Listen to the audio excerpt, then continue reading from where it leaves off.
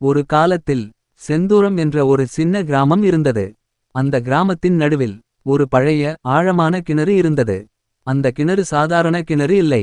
அதை கிராம மக்கள் மாயக்கிணறு என்று அழைத்தார்கள். ஏனெனில் உன் மனதில் இருப்பதையே இந்த கிணறு உனக்கு திருப்பி தரும் என்று ஒரு நம்பிக்கை. ஆனால் அதை யாரும் சோதித்து பார்க்கவில்லை. பயமும் மரியாதையும் அவர்களை தடுத்தது. அந்த கிராமத்தில் கண்ணன் என்ற இளைஞன் இருந்தான். ஏழைத்தான், ஆனால் மனம் பண்புடன் நிரம்பியது.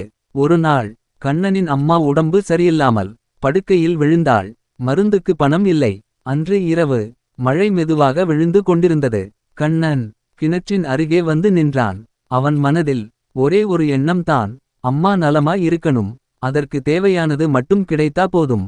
அவன் கிணற்றுக்குள் ஒரு சின்ன கல்லை போட்டு கண்களை மூடினான். தளப் என்ற சத்தத்தோடு கிணறு ஒளிர்ந்தது. சிறிது நேரத்தில் ஒரு பழைய குடம் மேலே வந்தது. அதில் தேவையான மருந்துகள், சின்ன அளவு பணம். அதிகமில்லை, குறைவுமில்லை. கண்ணன் அதிர்ந்து நின்றான்.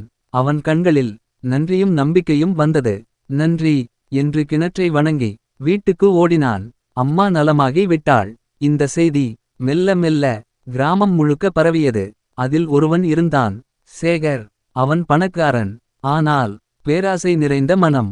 ஒரு ஏழைக்கு இவ்வளவு கிடைத்தா எனக்கு எவ்வளவு கிடைக்கும் என்று நினைத்தான். அன்று நள்ளிரவு கிணற்றருகே வந்தான்.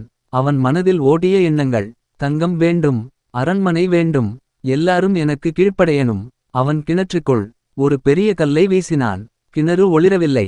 அதற்கு பதிலாக அந்த கிணற்றிலிருந்து கருமையான புகை எழுந்தது.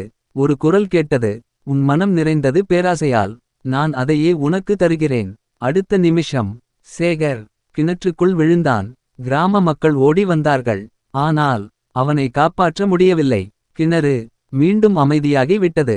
அடுத்த நாள் கிராமத்தின் மூத்தவர் சொன்னார், இந்த கிணறு பணம் தராது, மந்திரம் செய்யாது, மனிதனின் மனதை பிரதிபலிக்கிறது. அன்று முதல் யாரும் பேராசையோடு அந்த கிணற்றை அணுகவில்லை.